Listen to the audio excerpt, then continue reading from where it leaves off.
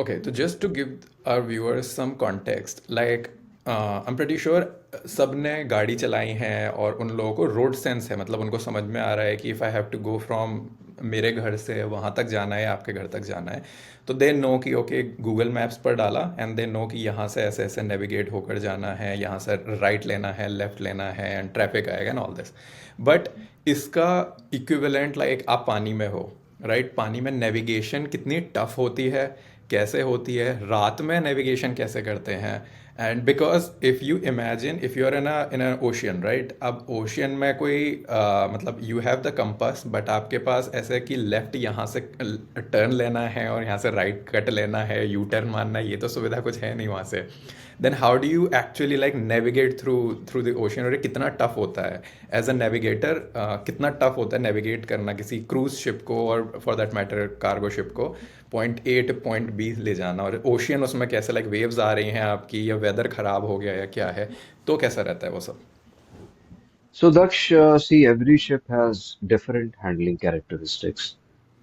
ठीक है, so उनके पावर भी डिफरेंट होती है, उनके इंजन्स जो होते हैं वो भी डिफरेंट होते हैं. So cargo ships, they are a bit slow and okay. sluggish in handling. उनका एक प्रॉपेलर होता है. जो क्रूज शिप मैंने किया है अभी रिसेंटली उसमें, because cruise ships are more like floating hotels.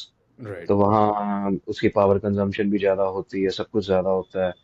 सो उसका विंडेज एरिया भी ज्यादा होता है, and in front of natural elements, these things, they are nothing. Right. But the only thing with which we can navigate safely is the power of the ship, कि उसमें ship में कितनी power है. So cruise ships, they are very having very good handling characteristics. मेरे इस cruise ship में 5 engine थे. Okay.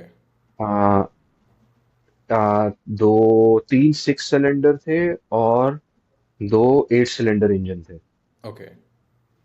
तो खुद ही अंदाजा लगा लो कितनी राइट। पार होगी ऑफ इसकी. Course. And we have also had two propellers उसमें, and there you know controllable pitch propellers, तो उसे हम मोड़ भी सकते थे. But the thing is you can not give sudden movements, और इस क्योंकि क्रूज फिर शिप की कैपेसिटी कितनी थी, पैसेंजर कैपेसिटी? यार इसकी passenger capacity 1500 passengers and 700 crew. Okay, so almost around 2200 something. 2200, but कभी भी कोई भी कंपनी फुल कैपेसिटी पे नहीं भरती है. नहीं जाती है, ओके। लाइक कितना, हाँ 2000 तक ले जा सकते हो या कम ही रखते हैं वो? हाँ हाँ. कई बारी 1100 पैसेंजर होते थे, 1100 passengers and 550 to 600 crew. Okay. Okay.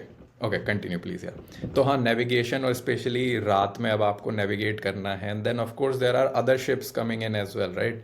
Then how do you like just through visuals आप देखते हो कि ओके सामने से एक शिप आ रहा है, then we have to communicate through it, या फिर और क्या रहता है? सो शिप्स में there is a system which is called the lights, navigation lights. Okay. तो वो यूनिवर्सली फिक्स्ड होती है, like port side which is called the left side, उसे हम शिपिंग टर्म में पोर्ट साइड कहते हैं, दैट इज रेड लाइट. और जो राइट साइड होती है, that is the starboard side, उसको कहते हैं ग्रीन लाइट. ओके। और फिर उनकी मास्टर्ड लाइट्स होती हैं जो कि वाइट कलर की होती हैं. सो उन्हें देख के वैसे तो रेडार में आ जाती हैं ये, राइट। बट जो मैंने आपको बताया था, we also have a crew member looking with the binoculars, because lights आपको दिख जाएंगी काफी दूर से. तो जैसे मुझे, I am the navigating officer, मुझे रेडार में एको आया है, राइट। लाइक ब्लिप आया कि यहाँ पे कुछ है, तो मैं उसको बोलूंगा कि नो टेक द बेयरिंग. मैं उसको बताऊंगा इस बेयरिंग पे मेरे को टारगेट दिख रहा है, उस पे वो सेट करके आपको, वो देख के बेयरिंग उस पे फिर वो फोकस करेगा. ओके। वहां फिर उसको शिमर दिखाई देगा लाइट का, एक ना छोटा सा शिमर सा दिखाई देगा, because these navigation lights, they have visual range hmm. which is approved by SOLAS. SOLAS is the international authority जो कि ये सारे जो आपके क्राइटेरियाज है ये फिक्स करती है. और ये कितनी रेंज होती है? इसकी 12 mile. And it also depends, 12 mile in clear weather, and it also depends on the weather, कि ओके। अगर फॉग है या रेन हो रही है तो ये कम भी हो जाती है. Okay, so 12 mile is approximately 30 kilometer something हाँ, in terms of तो kilometer. 12 12 माइल आपका ये हो गया।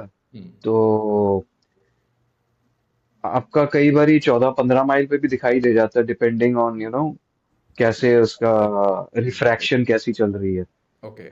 सो उस तरीके से होता है। So it is a combination of visual and electronic navigation. Okay, nice. Hmm. और जो आपका क्रू है अभी, शिप तो एक लिमिटेड है, चाहे 200 मीटर का ही है अगर आपका कार्गो शिप, बट 200 मीटर पे you have the like the cargo, the things which you are carrying right, और एक्सपोर्टिंग और इम्पोर्टिंग, बट आपके क्रू मेंबर्स भी 300 400 500 तक या जिस भी कैपेसिटी में है, so it's a very limited space. So how do you guys live in that limited space, और वो लाइफ कैसी होती है कि आपको कितने बड़े कमरे में रहना होगा या क्या कैसे एडजस्ट करना होगा, and then how do you survive on that deck, like आप पानी में ही बस हो हमेशा, वो फीलिंग क्या होती है कि आप हमेशा you are always like in this wavy motion, not on the ground, तो वो कैसी फीलिंग रहती है? ओके, सो ऑन बोर्ड जो आपकी अकोमोडेशन होती है for crew and officers is different. Obviously crew are given small quarters, hmm. And on certain ships they have to share the cabin. It's like a bunk bed. Okay. तो जैसे आपकी train आपने देखी है, right. AC, excuse me, AC two tier आपने देखा है, उसकी जितनी बोगी होती है, हम्म। सॉरी, जैसे दो सीट्स उसकी हो गई, राइट। एक उसका कैबिन कैबिन जो होता है राइट, छोटा। उतना ही होगा, बट उसमें आपने देखा चार चार सीट्स लगी होती है, दो आप निकाल दो और दो राइट। लगी रहने दो, उतना छोटा इनका कैबिन होगा with N attached bathroom okay. For for crew. For officers it's okay, जितना नॉर्मल हमारे घर में कमरा होता है उतना होता है with attached bathroom and all. Okay. And we are given accommodation near the bridge, okay. near the top, so we have a better view. Hmm. But ये जो क्रू वगैरह होते हैं इनके पोर्ट होल्स भी नहीं होते कई बारी, so it's like it's like a jail cell, I would say. Right. कोठरी, कोठरी हम लोग कई बारी मजाक में उसको कहते हैं, काल कोठरी है वो। बहुत But पैक्ड हो रहा है। it is very packed because the more space you have, the more freight you will earn. Right. तो बाकी ये होता है कि काम इतना ज्यादा होता है, इंसान थक के इतना जाता है, you are not in the cabin most of the time. Hmm. आप सिर्फ you come to get fresh, थोड़ा बहुत घर वालों से बात करो, उसके बाद आपको यही होता है कि सोने का टाइम मिल जाए मुझे, मैं सोऊंगा बस। It's तो ये a होता है। like hmm. people, how people think it's a very easy and very comfortable and accommodating life. It's actually not. It's actually very hectic. And like you just said कि कोई off day होता नहीं है, like 24/7, almost 24/7, you're at least vigilant if you're not working, you are working on something, like पढ़ रहे हो या कुछ कर रहे हो, and then 7 days a week you have to be working. अच्छा, और ये जो टर्म आती है भाई, बहुत सारे लोगों ने सुनी होगी, सी सिकनेस, राइट? इसका क्या है concept? So you see, on land we are habituated कि थिंग्स आर स्टेबल, राइट। कुछ हिल नहीं रहा। But on sea you don't have the stability, वो कभी ऐसे चल रहा है, कभी ऐसे चल रहा है, कभी ऐसे जंप मार रहा है। Right. So in layman terms I can explain it to you कि जैसे आप पहाड़ों का रास्ता नहीं होता, जिग जैग लाइक स्नेक होता है, बिल्कुल। It is kind of a same feeling, कभी ऊंचाई आ गई कभी मुड़ गया, and no it's nauseating basically initially, but I think after 7 or 8 days you आप गेट यूज्ड हो टू जाते हो, यूज टू हो जाते हो, उसके बाद इतना नहीं पता चलता, until unless the sea is really rough. It. Okay. हाँ, बट ये नहीं है कि आप उल्टियां मारे, वो तो वही है कि जो पहली बार ही आए हैं, because it's a different experience. Right. It is not something you experience every day in life. True. Thank you so much for watching this section of the podcast. If you like this, you might like the entire podcast. Watch the entire episode of this podcast on our channel, which I have put the link in the description and in the pinned comment. So go subscribe our channel and watch the entire podcast. Thank you.